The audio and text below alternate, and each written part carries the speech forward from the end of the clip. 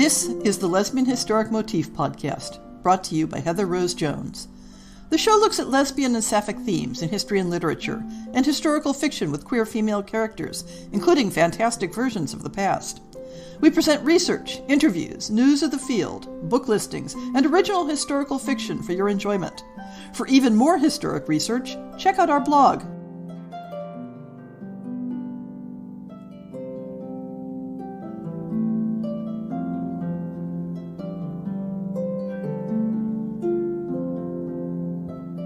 The Lesbian Historic Motif Podcast has published several stories set in Eastern European Jewish communities around the late 19th or early 20th centuries.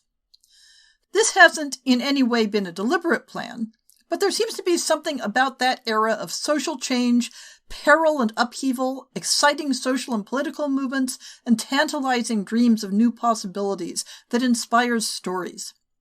It's also a rich era of literary creativity for Yiddish culture, and new stories in the same setting participate in that heritage. Our story today, A Farce to Suit the New Girl, by Rebecca Fraimow, focuses on a Yiddish theater troupe at a time when that field was just in its infancy. In the next episode, we'll have an interview with Rebecca and talk about the setting, the story's inspirations, and how it connects to Rebecca's other fiction. I confess I hadn't realized when I chose this story that I'd already loved several of her tales. Rebecca Fraimow is an author and archivist living in Boston. Some of her other short fiction about queer Jews encountering unexpected situations can be found at Podcastle and Diabolical Plots.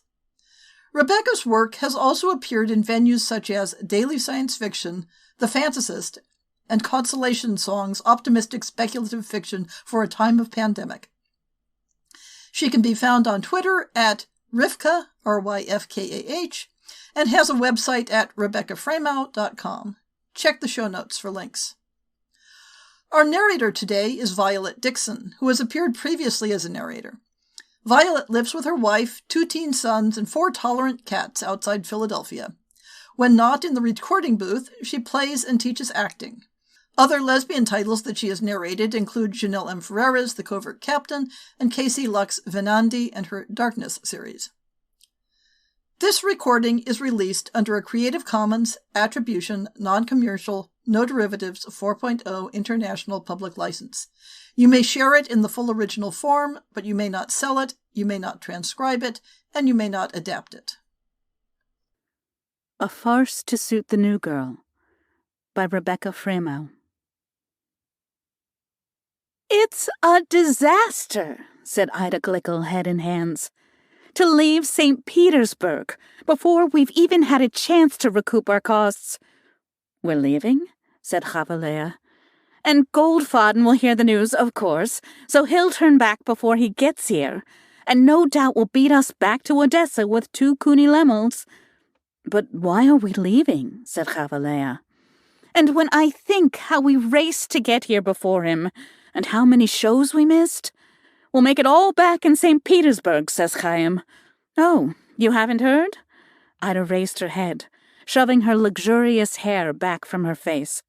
"The Tsar's been killed, so the theaters have been closed, and they say there was a Jew involved, so of course the news for us will only get worse. You must start packing up the costumes, darling, as quick as you can. Oh, and here I almost forgot what I came down here to tell you to begin with. There's a new girl who'll be coming with us when we leave St. Petersburg this evening. We'll have her as Libeno in 2 Kuni Lemels, if we ever get a chance to perform it. I'll send her down today so you can get her measurements before we go. We'll need the costume altered for her, but of course that will be no trouble for you and your clever fingers. Bless you, Chavalipta, for being my rock." She blew Chavalea a kiss as she left, which normally would have Chavalea blushing. At this moment she could hardly think to notice it. The Tsar dead? And killed by a Jew? Who'd be such a fool? She was packing up the last of the hats when she heard footsteps behind her and sprang to her feet. Her heart was hammering in her chest, as it had been on and off, ever since Ida brought the news.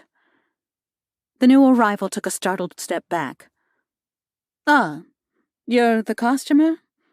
Ida said you're to take my measurements. Chavalea took in a breath, trying to calm herself. Then it should be done, of course. You'll take off your clothes, please? What's your name, new girl? Greta, said the new girl. She looked around at the small room piled high with trunks, then picked one to sit on, and began to unbutton her plain dark dress without a trace of shyness. A relief under the circumstances. Chavalea had been worried she'd need coaxing they didn't have time for. She folded her dress and petticoats carefully over one of the trunks, then stood up in her drawers and chemise. Sufficient? Stand straight, Chavalea told her, and picked up her measuring tape. She ran the tape down the knob of Greta's spine, down her center back, and noted the value. The familiar motions were soothing. Practical considerations. Ida had been right to focus only on what had to be done. You're too long to match our last Les Baignoux, more's the pity. She knelt down to measure the length of her leg from the hip down. The old skirt I think we could make work. How much do you mind if your skirt's a bit short? You're not fussed about a little ankle? Greta laughed, short and harsh. I'm not fussed about much. You'd be amazed, some of the girls I've seen come and go, said Chavalea, straightening. What they think is going to happen for them, I don't know. Silks and feathers appear from them out of nowhere. This is the Yiddish theater, not the Ballet Russe. Once they see what's what, they're not so loud when their mothers come fetch them home. Hold your arms out, please. Can you read? Greta raised her eyebrows. I've a degree from the Academy of St. Petersburg. She bit her lip as soon as she said it, and Chavalea barked out a laugh. Well, good for you for saying so. The theater's no place for a modest girl, that's for sure. If a person can't read, there's no shame to them, said Greta. The shame should be for those who made it hard for them to learn. There was something about her diction, a little hesitant, a little stilted. Still, said Chavalea, if you read only Russian, that won't help you here either. What about Yiddish? Of course, said Greta, chin high, then, after a moment. But I'm a little out of practice. Chavalea suppressed a sigh. Well, actresses were always in short supply around the Yiddish theater, and beggars couldn't be choosers. That's what I needed to know. You'll ride in the wagon with me when we leave. I'll go over the part of Les Baignoux with you so you learn it. She began to walk the measuring tape around Greta's narrow frame. Greta held herself stiffly as the tape wrapped around her, with a touch of embarrassment that Chavalea hadn't expected from someone who'd chucked her clothes with so little fanfare. You know all the parts as well as making the wardrobe? There's always more work to do around the troupe than hands to do it. I'd have been Les Baignoux next time we played if you hadn't come along to save me from it. Greta raised an eyebrow. You're not sorry, then, to lose your role? I'm no actress. It's my husband who's the actor. He's a star with Goldfaden's troupe, God rot him. So it's the theater or my mother-in-law's house, and I like the theater better than my mother-in-law, and Ida Glickle better than Goldfaden, or my husband for that matter. She chuckled at her own joke as she checked the underbust measurement, then moved on to the next. Greta tensed as the measuring tip slipped over her breasts. Really, said Chavalea, not sure whether to be annoyed or amused. You're jumpy as a bride. That I've never been, said Greta, and don't intend to be. Chavalea drew the tape taut and answered lightly. Well, I can't say I get much use out of the man himself, but it's not so bad having the paperwork. No, said Greta, glancing backwards over her shoulder. I suppose you get more use from Ida Glickle. Their eyes met. Chavalea became irritably aware that the color had risen to her cheeks. Greta's face went wary for a moment. Then she smiled, ruefully, and shook her head. She looked as if she had been making a joke to herself, and hadn't expected Chavalea to understand it. But there was no denying that they both had understood it. And now Chavalea understood, too, the particular quality of Greta's stiffness while being measured. Chavalea had taken a lot of measurements in her day. There were girls who'd never had a hand on them, and girls who knew what a man's hands could be good for. And then, more rarely, the girls who knew what a woman's hands could be good for, too. The latter, it could be a pleasure to meet. But even if Greta and she were alike in that way, it still didn't give her call to make personal remarks. "Don't turn your head," she told Greta. "When your back twists like that, it sets the measurement off." To the wall in front of her, Greta said, "I didn't mean to give offense." With a figure like this, the new girl would never be in competition with Ida for the leads. Chavalea finished her measurement and snapped the tape back into her hands. "You can put your clothes back on. I've got what I need for now." The inn was a beehive of activity. Actors in every corner shouting for each other's belongings or fighting each other over trunk space. In the midst of the confusion, Ida found Chavalea and pressed some letters into her hands. "Chavaliebte, you're packed up already? I knew you would be. Be a darling and post these for me if you can, will you? If we're lucky, we'll have a stage to play on in Odessa." As always, Ida's endless energy was contagious. Chavalea set out briskly into the streets without thinking twice about it. But she hadn't gone more than a block before she started to feel a prickle on the back of her neck. When they arrived in St. Petersburg 3 days ago, she'd been impressed by the bustle of the streets. People didn't hang around the corners to schmooze. They talked as they walked, moving with purpose, heads held high. They all had business to be about, even the Jews. But today, all the Jews she saw, and there weren't many, kept their heads low and their voices quiet. And the further she got from the friendly chaos of the inn, the more Chavalea felt her own shoulders shrinking in. When she reached the post office, the doors were closed. There was no sign on the front. Thinking someone might be on their lunch break, Chavalea rattled the door, then knocked, but no answer came. As she turned away again, a woman glared at her from across the street. Chavalea went back the way she had come, conscious of her pace. She didn't want anyone to think she had a reason to be running. After the uneasy silence of the streets outside, familiar squabbling of her troop, attempting to organize itself in the inn-yard, felt like a Purimspiel. Chavalea shoved the unsent letters into her pocket and dove into the middle of it, as relieved as a fish thrown back in the water. She found a cake of rosin for Jacob the violinist, a treasured false beard for the younger Shmuel, and a box of illegal fireworks that the other Shmuel had hidden under the bed for safekeeping and then forgotten about. Into the middle of all this stormed Ida and her husband Chaim, caught in a moment of high drama. "How could you be such a fool?" Ida roared, then caught sight of Chavalea and swung round to her, grabbing her hands. "Chavalea, tell me you didn't leave the costumes unguarded." "The new girl's there," said Chavalea promptly. She wasn't entirely sure that this was true. Greta had certainly been there when she left, but she might easily have wandered off by now. But she wasn't going to tell Ida that until she knew there was trouble. She pressed Ida's hands and said, "What's happened?" "The innkeeper's taken the trunk with our scripts in it hostage," said Chaim, "and won't let us leave with them unless we pay his villainous bill." He raised his voice. 3 times what our stay was worth, here in this rotten, flea-infested—" "How could you let them out of your sight?" cried Ida, whirling back on her husband. "You never learn, and now we're trapped here for days for all we know.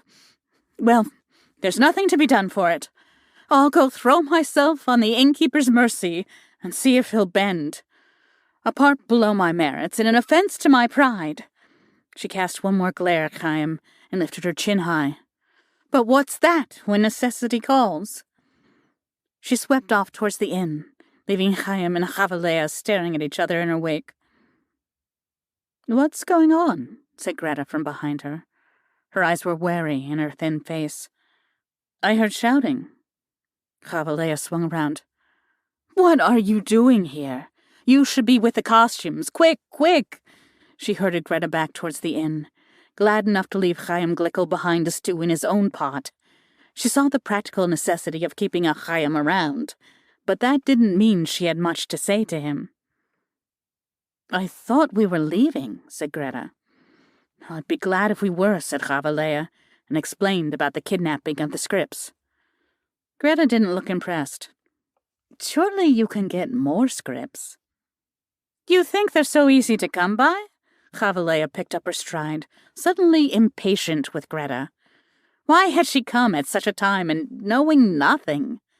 Goldfon guards his plays more jealously than he does his wife. Ida and I copied them out secretly at night while my husband snored in his bed beside us. The only plays ever written in Yiddish. The first time it was ever done. If it weren't for this, we wouldn't have a troupe. If we had no scripts, we would have no troupe again. So how could we leave them behind?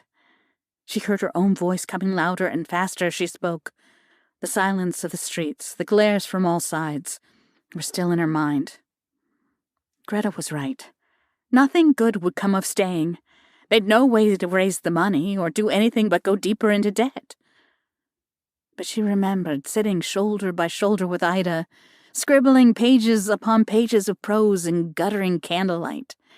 She remembered the way her heart had pounded at Ida's nearness, at the feeling that they were stealing their own futures. Once, her husband had woken in the middle of the night and asked what they were doing. "Copying recipes," Chavalea had answered at random, "to cook for you Ida's blintzes."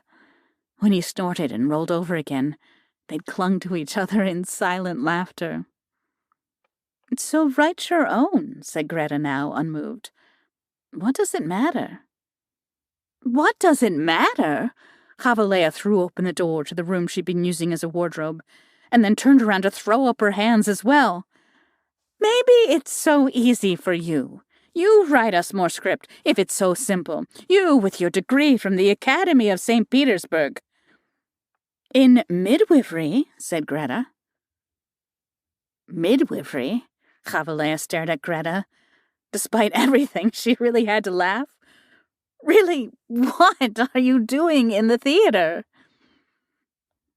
"It's the only course available to women," said Greta, a little defensively. "That and nursing. But it's not like you need to be Tolstoy to write a script, either. I've seen one or two of these Yiddish plays. It's nothing but farces and fairy tales. Pure distractions, to make people smile and not think about serious things." "You think it's so easy to make people smile these days," said Chavalea. "You'll find out what hard work it is soon enough. But never mind. There's no point wasting time while we have it." She didn't want to think about the hardships ahead of them. Her hands itched to be doing something. She looked round at the various trunks, considering and rejecting various tasks. It would take too long to find the old Libénu's costume and create more work for herself in packing everything up again later, before flinging open the smallest box. Easier to do this here than in a jostling wagon, anyway. "All right, sit down over there." Greta looked at the box, then at Chavalea. Her voice dripped disbelief. "Right now, you want to do my makeup?" "Test your makeup," said Chavalea irritably. "We'll need to see what works with your coloring. What else should I be doing?" "You could tell Ida that we have to leave," said Greta. She took Chavalea's arm urgently. "You and you're close like that, aren't you? Chaim's nothing, anyone can see that but you. If you could convince her we should go, and not wait on this nonsense with the scripts." Chavalea's heart pounded, and she pulled her arm away.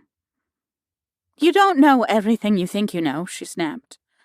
So she and Greta had something in common. Who was Greta to use that against her like this? To guess at what Chavalea would most want to hear, and try to pull her strings with it. "Ida's the one who runs this troupe. I don't tell her what to do, and neither do you." Greta thumped down into a seat on one of the other trunks. "How sweet," she said caustically. "Just like a real marriage, one above, one below. How pleasant it must be to know one's place and never question it."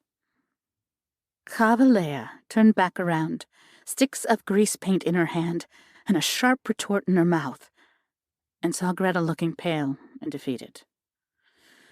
Despite herself, her heart softened. She never could find it in herself to stay angry when someone was so clearly unhappy. Greta was rude, but she was new to this life and nervous, and these were frightening times. "Have a little trust," she told her. "Ida wants to leave more than any of us, and she'll turn every stone to make sure it happens. I promise you, she's a person who gets things done. Now, keep your mouth shut. I need your face to be still for this. The paint wasn't cheap. She didn't want to waste it." She didn't particularly want to spend more time arguing either. It wasn't for this newcomer to say what was or wasn't fair between Ida and Chavalea. It wasn't for Greta to make Chavalea unhappy for her own gain. Under Chavalea's practiced hands, Greta's worn, pale face filled in and turned a rosy ingenue pink. It didn't look particularly natural to her, but on a stage, in dim light, it might do well enough.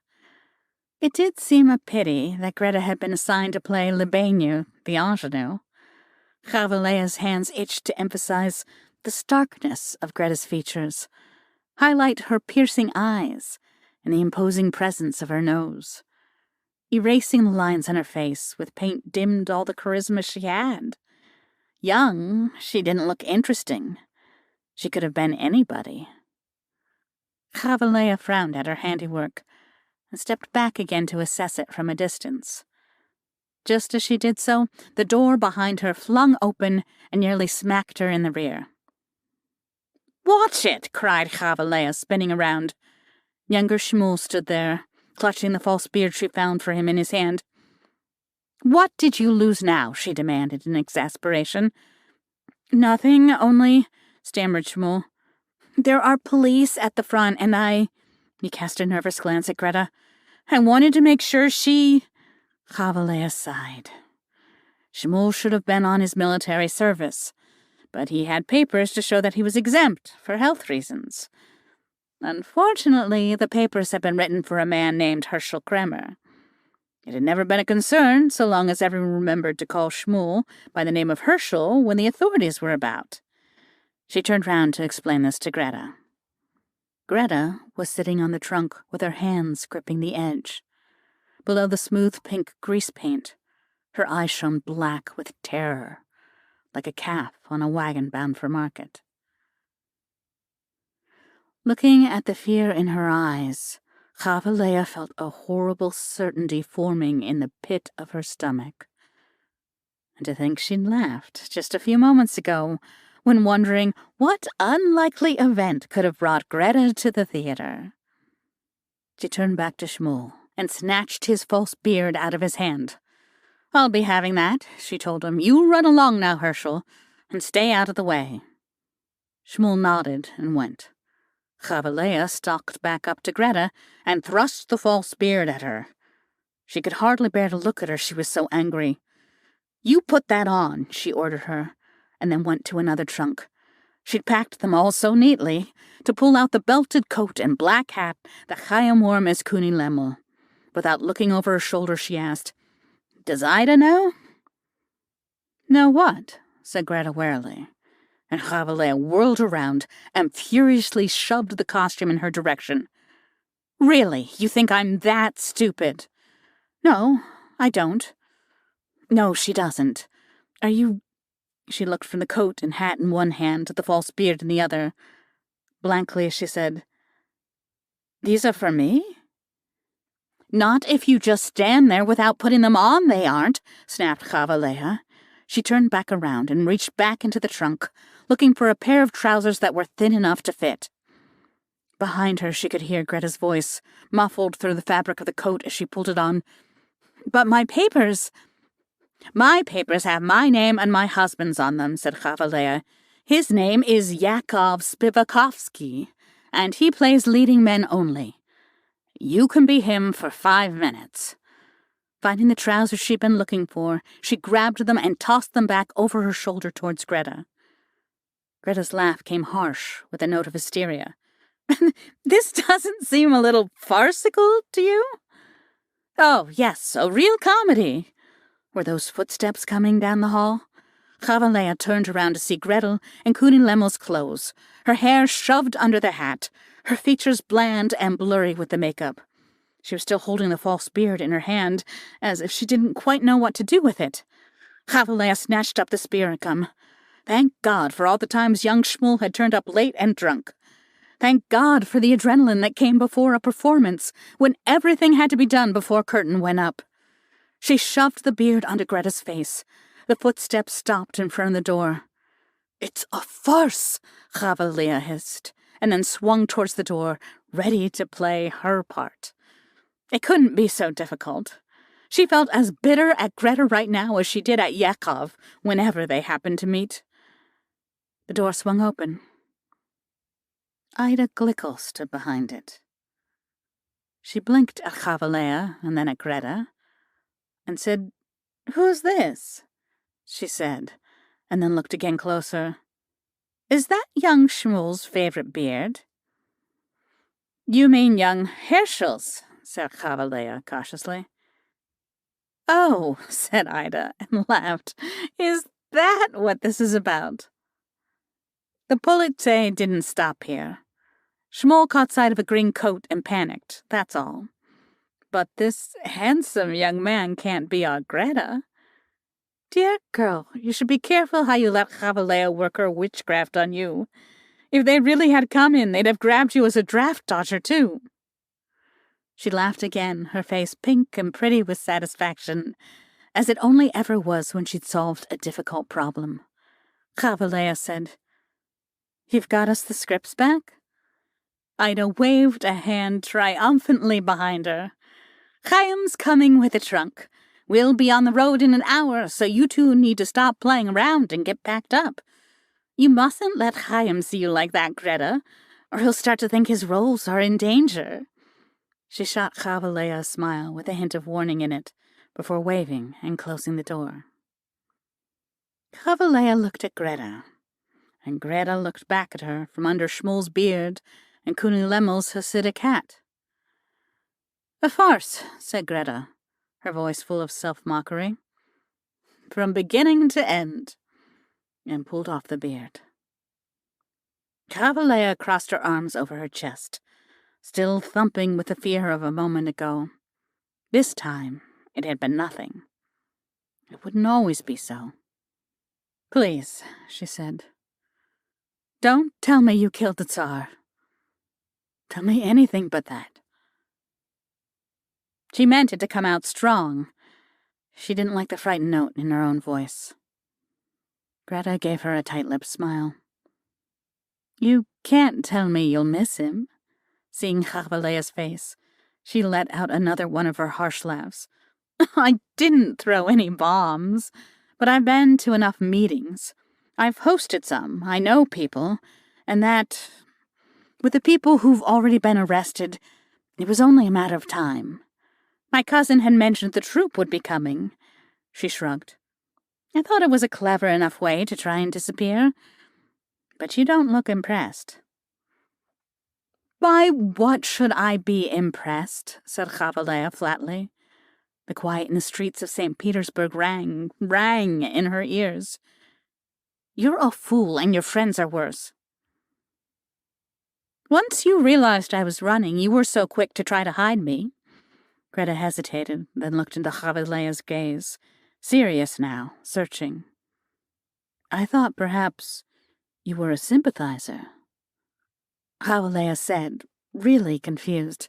"And I could have done what else?" She felt stupid a moment later, and angrier because she felt stupid. As Greta opened her mouth, she rushed on before Greta could say anything. "Yes, of course, I could turn you in, and what good would that do?" "Perhaps they'd arrest us all as accomplices. With the police, who knows? Safer not to attract their attention at all.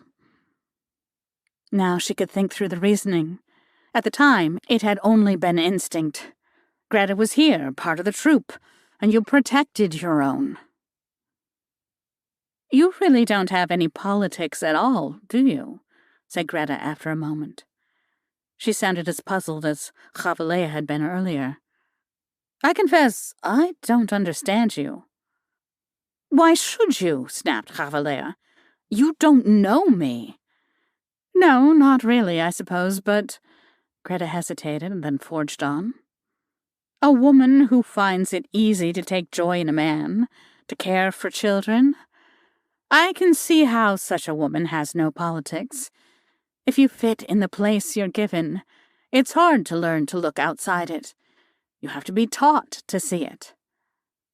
But for me, it feels like I was born knowing that either I was wrong or the world was. Aren't we like each other in that? Doesn't it bother you for the world to be so wrong? How is it that you're content to keep house for Ida Glickel and not look outside yourself at all? She was still looking hard at Chavaleya, as if hoping to see something in her face. She was twisting young Shmuel's beard absently in her hands. Chavaleya reached out and took it back from her. You're going to damage that, she said shortly. We're not so like each other, I think. And it's not so easy to be happy, so I don't know why you should sneer at it. You can think my life is small and silly if you want, but it wasn't so easy to come by either. And it's farces and fairy tales that will get you out of St. Petersburg, so perhaps don't say so anymore where I can hear. Greta, who'd clearly been ready to argue further, shut her mouth again at this. She began to unbutton Kuni Lemmel's coat with slightly shaking hands. When she got to the fourth button, she muttered, I assumed, since you have no sympathy for the cause, I thought you'd ask me to leave. Well, said Chavaleya, resigned and unhappy, most likely I should. It would have been safer by far to leave Greta in St. Petersburg. She had meant all she said about Greta and her friends. It was hard to see that the things they had in common were also important, weighed against the things they didn't. And yet, it didn't sit right to turn her away either. However you looked at it, she was a kind of landsman. It's a farce, she told Greta shortly. Even the fools end happily enough. That's why people like to see them. Now give me that coat. We've got to pack everything up again. The morning after they left St. Petersburg, Chavaleya woke to find that Greta had already left. Well, she had never been going to stay. Presumably she was off to find other political friends in exile and plan some other stupid activity. With some regret and more relief, Chavaleya banished Greta from her mind and didn't think on her again until the next time she had cause to look in the costume trunk. Placed carefully on top of Kuni Lemmel's coat was a very short stack of pages, written in an unpracticed hand. I stayed up all night writing this, read the note at the top. You're right, it's not so easy, and I don't know if it will make anyone smile, but perhaps you'll get some use out of it anyway. There were 10 pages in total, more a sketch than a full play. The plot concerned a young Jewish woman whose beloved friend was sent to labor in Siberia for her politics. The dialogue was stiff, the characters prone to wordy speeches, and towards the back half the pages got notably less coherent. Greta had also, unfortunately, made a dutiful attempt to add jokes. As Chavaleya turned through the draft again, a line of dialogue from the heroine to her friend caught her eye. If you fit in the place you're given, it's hard to look outside. But isn't it different if the world won't let you fit, and you know the world is wrong? Chavaleya laughed and shook her head as she put the play back down. It was a kind gesture. Or perhaps it was only an attempt to continue the argument that Chavalea hadn't wanted to have, masquerading as a kind gesture. Either way, they'd never be able to stage it. Still, she folded the pages up carefully and put them in her pocket.